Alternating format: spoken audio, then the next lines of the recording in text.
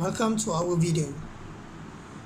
First and foremost, I would like to say I hope everybody is doing fine. I hope everyone is. Let's begin our video. So today the video is going to talk about chapter 6, mobilities and information technology. So I'm going to begin the introduction period or introduction phase of the video. All right. In simple terms, chapter 6 is regarding mobile devices. It's about our smartphones, our tablets, our computers, our laptops. It's about devices that are mobile and able to move. That is why it's called mobilities and information technology. So why is mobile devices important for our topic today? Well, as we know, mobile devices are significant for travelers, not only because we use it as a source of information, but because it is also a source for the industry to promote and market their tourism destination to us, the travelers, to the tourism. That is why nowadays we see that mobile devices have completely changed our experience in travel. For example, I'm not sure if some of you have tried it. Try to go somewhere without your phone. For example, go to the store without your phone, or go to your sibling's house or your aunt's house without your phone. You will see the effect and the difference it has on your life and how you act and behave. So we know that mobile devices are very important, and they have brought many changes to the way we experience our travel. So nowadays mobile devices are more into the complementary aspect. They play the complementary role in fueling travel demand, because through our phone we see all these new destination. We open our Instagram and then we saw pictures of like amazing places. I just Google a photo of Budapest. That place is pretty as AF beautiful.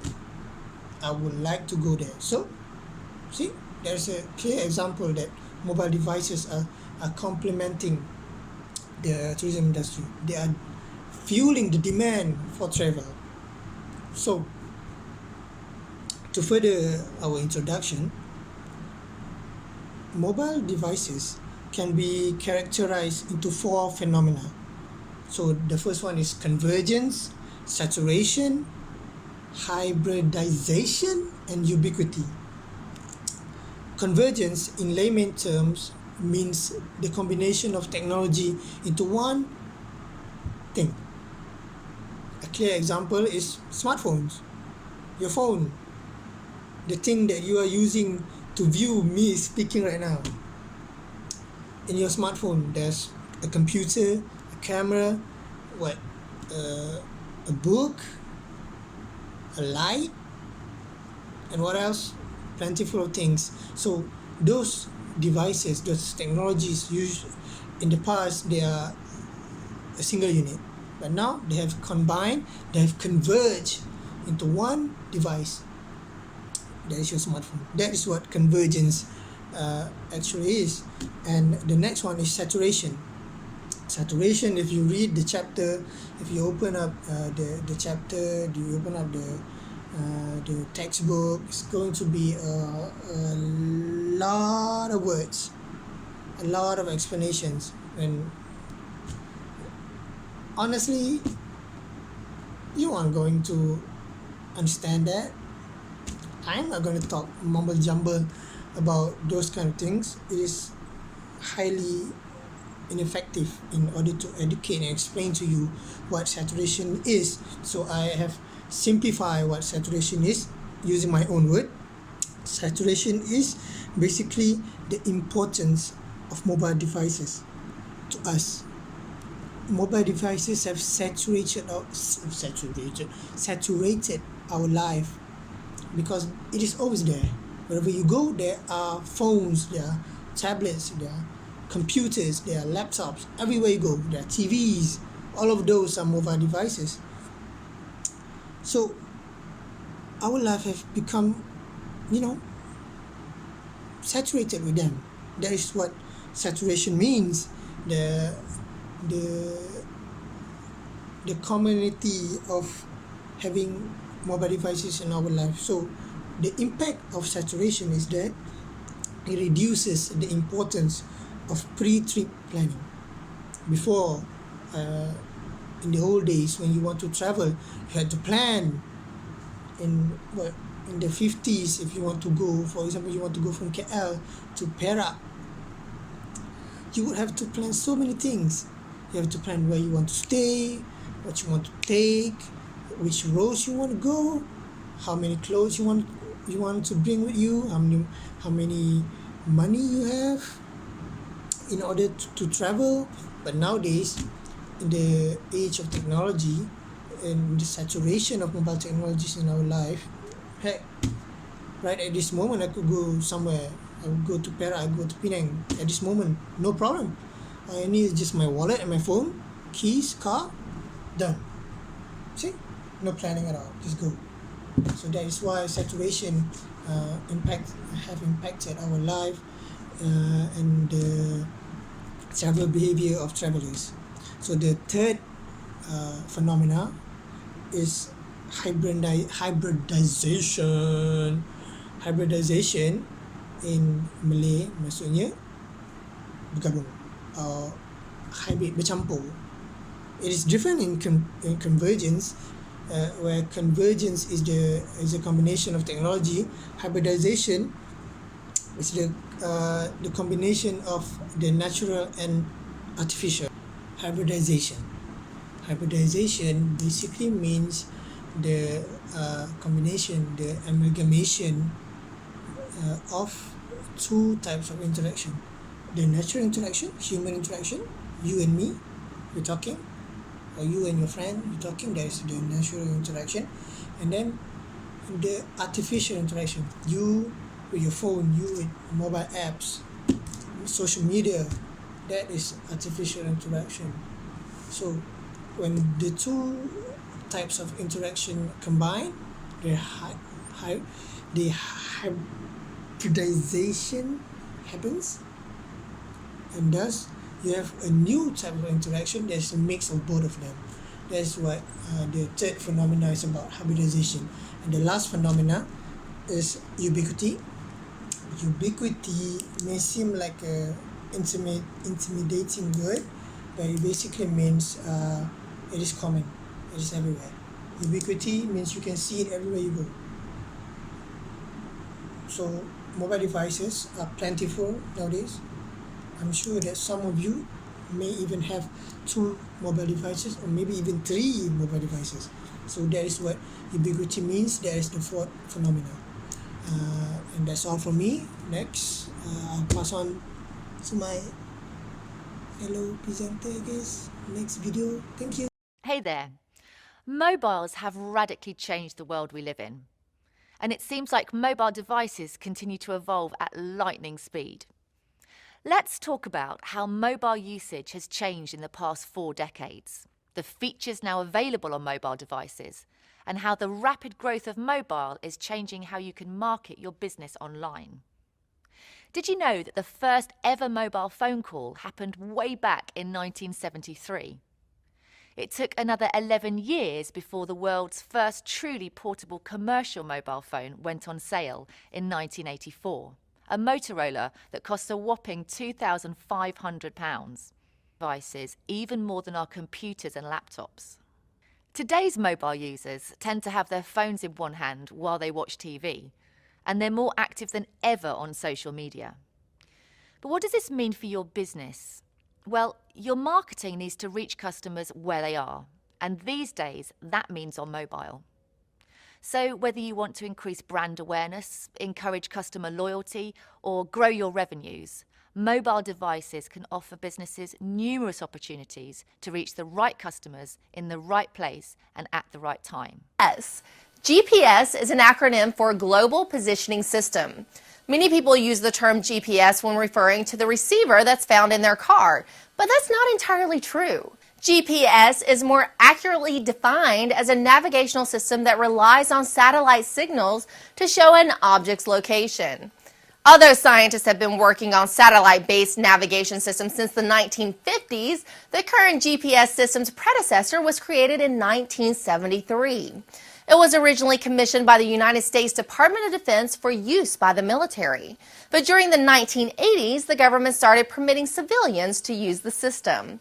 Devices that use GPS work by receiving signals from special satellites that orbit the Earth twice a day at an altitude of about 13,000 miles. A minimum number of 24 satellites are required for the GPS to function, but there are usually about 30 satellites circling the globe in case one fails. GPS satellites continually emit signals that state two pieces of information. 1, the current time, and 2, where exactly above the Earth the satellite is at that time. GPS receivers use this information to do a special calculation called triangulation. The receivers compare the time that the signal was sent from the satellite with the time that the signal was received. The difference in time indicates the distance between the receiver and the satellite. A GPS receiver needs to get signals from 3 satellites to calculate latitude and longitude. If it gets a signal from 4 satellites, it can also calculate altitude.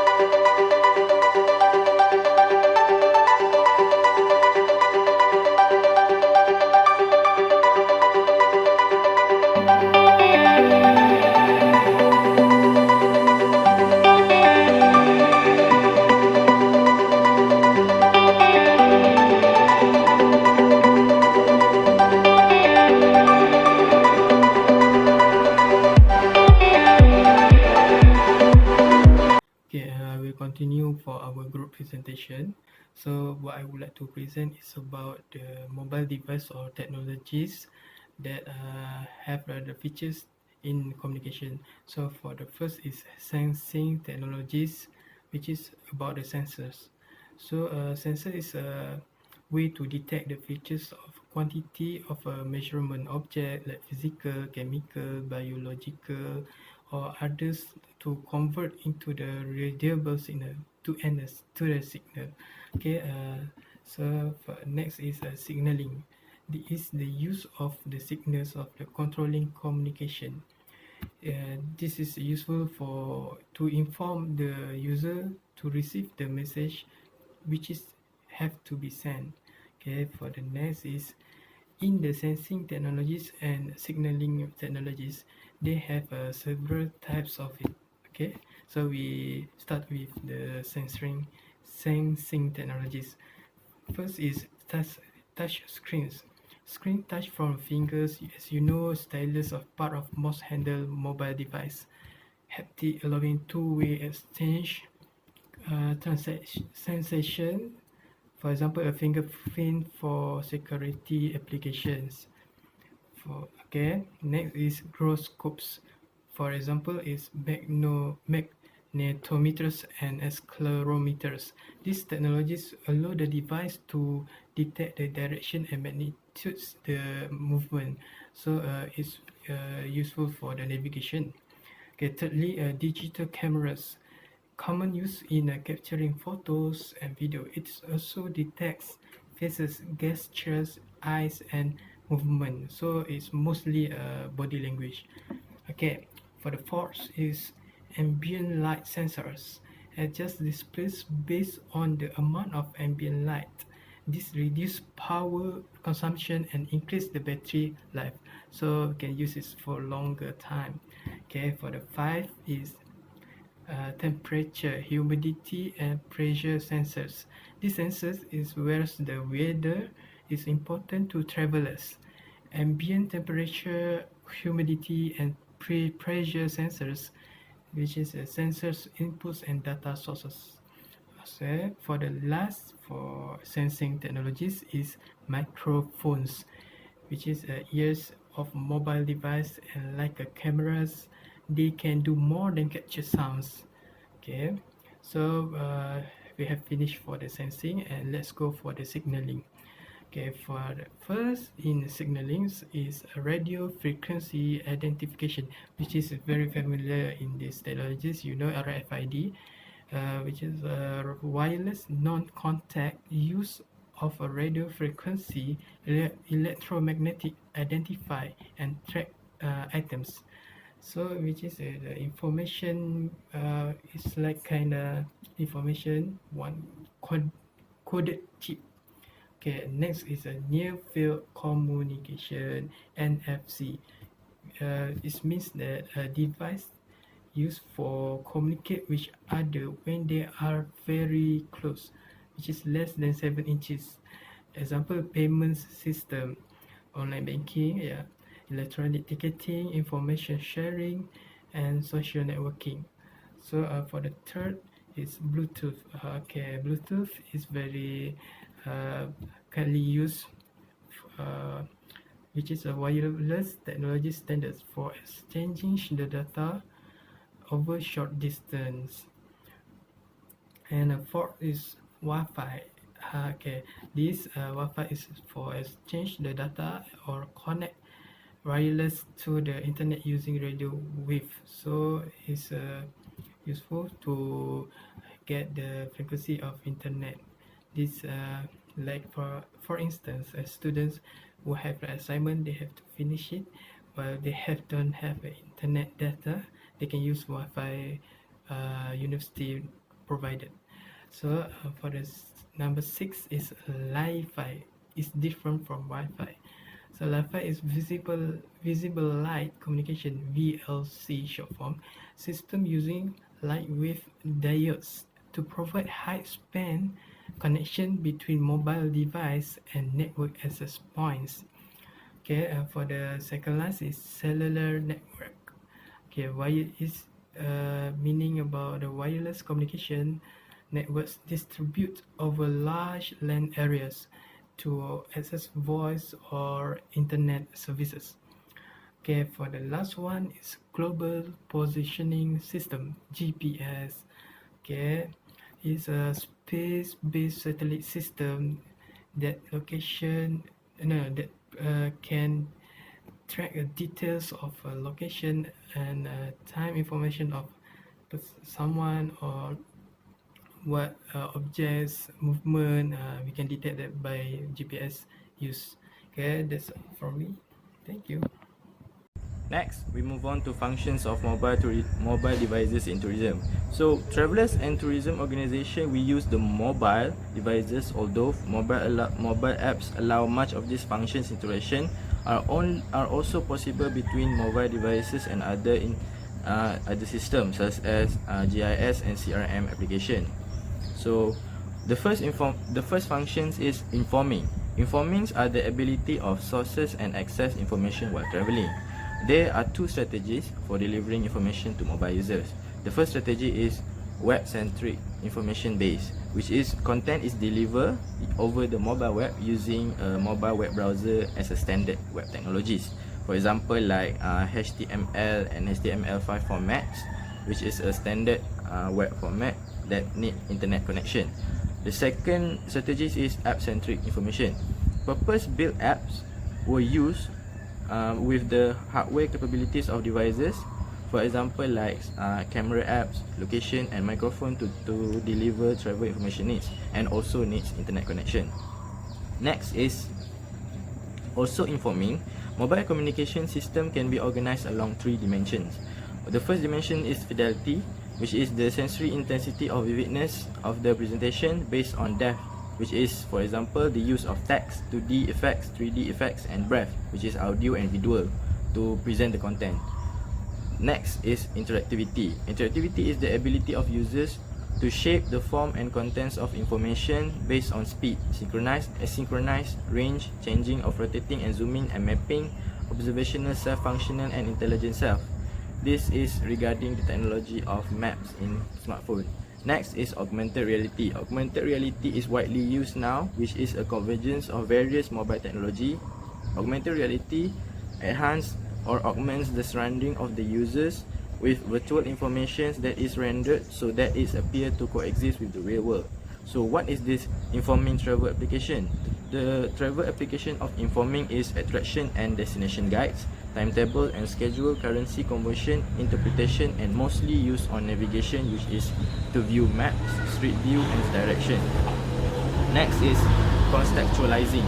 Services focuses on the conceptual sensors of the smartphone, ability not only to connect with other people but also with the Internet of Things. So what is the travel application? The travel application for contextualizing is interactive, in real-time location, awareness, push notification relative to location and context provision or live travel information. Flight status, weather, safety, events, and offers real-time public transport and luggage tracking. For example, like the use of Google Assistant that will show all the requested information regarding weather, safety, your upcoming events, and other things. Next is personalizing, which is combining contextual information with user data to provide personal services. So what is the travel application? The travel application is like a recommender system which facilitating with personal interaction. For example, is again the users of Google Assistant. Google Assistant will interact with photos, Google Maps, Gmail and Google Calendar to surface the information that the individual need for the whole day without they need to summoning it. I mean, the AI of the Google Assistant will plan everything that the users plan to do. Next is socializing.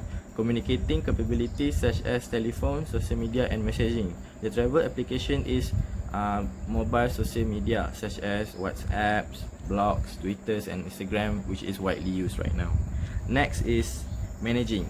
Managing is collecting data about the users and presenting management interventions to change behavior. The travel application is trip planning and scheduling, data mining, visitors' behavior, travel flows and pattern, and used to push notification to manage behavior. For example, apps like TripAdvisor that help tourists to manage and plan their travel. Next is translating. The use of online or offline capabilities to translate image, text and voice inputs. So the travel application we use is the real-time translation of brochures, signs and speech. For examples like the features on smartphones like Bixby fixtures or Siri, which can translate foreign language right into the language that we want to read. Next is purchasing.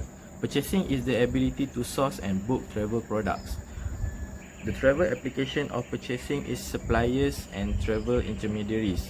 For example, is apps and websites like Trivago, Traveloka and Agoda that is widely used to book hotels. Next is entertaining. Entertaining is using the apps to enhance the travel experience, to fill in downtime or to zone out. For example, is we're going to use a smartphone in entertaining way such as playing music, video games, reading or web surfing. For example, like watching Netflix or listening to Spotify for music. Next is gamifying. Gamifying using digital information to incentivize travel experience. Travel application which is like virtual games and interactive sets in the real world. Virtual reality refers to interacting interactive image or videos which enable the viewer to explore the entire 360 degrees of a scene. In the travel industry, virtual reality can be used to capture tourism destination in a unique and immersive way. And then reflecting.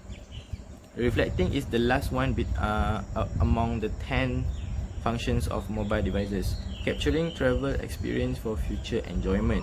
For example, its travel application is geotag photos and videos for personal diaries and messages. This is widely being used in mobile apps such as Instagram, where many people were sharing their experience and photos or video about the place that they visit.